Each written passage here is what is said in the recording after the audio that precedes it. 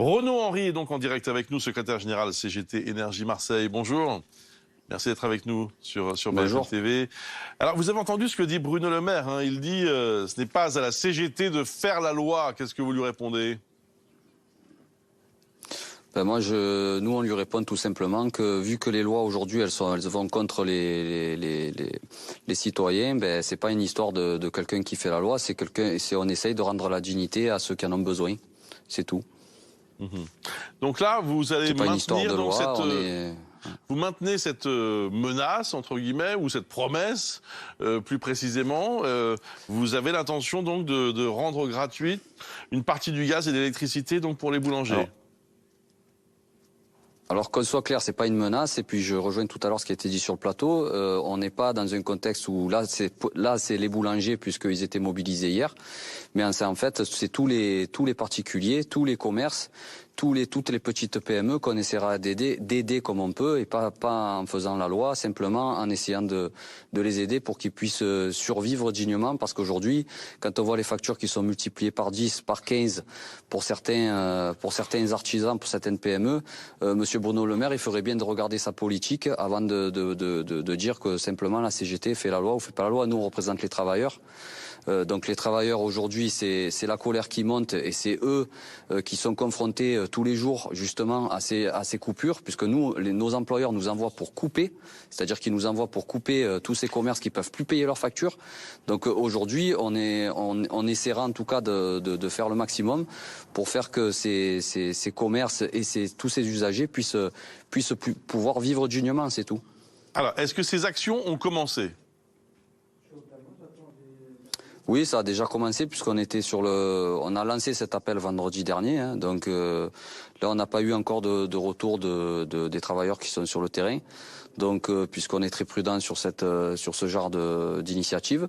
Donc voilà, donc on aura des retours au fur et à mesure dans la semaine, je pense. Mais comment vous choisissez d'ailleurs les personnes que vous allez entre guillemets favoriser? Je vais vous dire, on est un syndicat au plus près des travailleurs. C'est les travailleurs qui nous parlent simplement de dire, voilà, là-bas, j'ai rencontré un boulanger, il est dans une galère pas possible, je suis allé pour le menacer de coupure, puisque la prochaine relance, il aura une coupure, alors qu'il peut plus payer facture.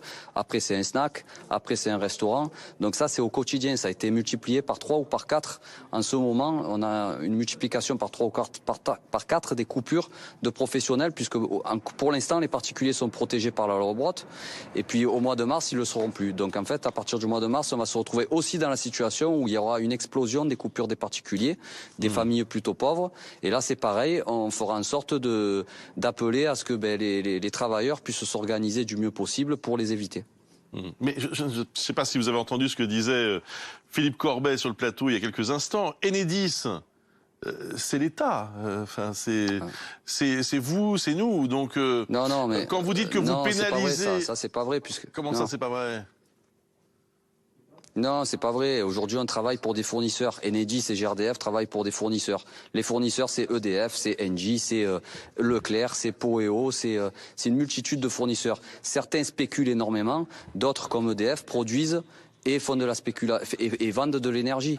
Mais c'est pas la réalité que de dire qu'on prend soi-disant, on va prendre l'argent à l'État. C'est pas comme ça que ça marche.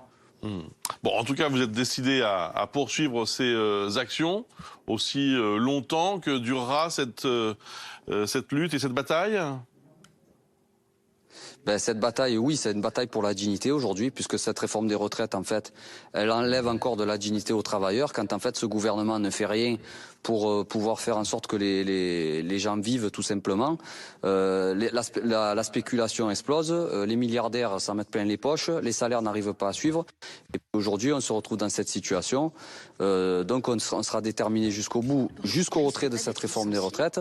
Et puis aussi, on revendique un retour à la nationalisation sérieuse et pas rester en société anonyme.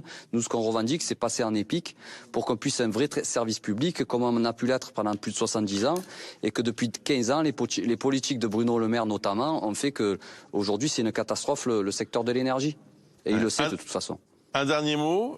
Vous risquez quoi d'ailleurs, vous, les agents qui vont en effet rendre gratuite cette électricité chez ces commerçants? Est-ce qu'il y a un risque de sanction, de licenciement? Bien entendu que si on se fait attraper, les risques sont grands. Voilà. Mais aujourd'hui, je vais vous dire, quand c'est votre propre famille qui vient vous dire qu'ils n'arrivent plus à payer les factures et qu'on travaille dans le secteur de l'énergie, la situation elle est très très compliquée, monsieur. Merci à vous. Merci beaucoup d'avoir répondu à nos questions en direct ce matin sur BFM TV.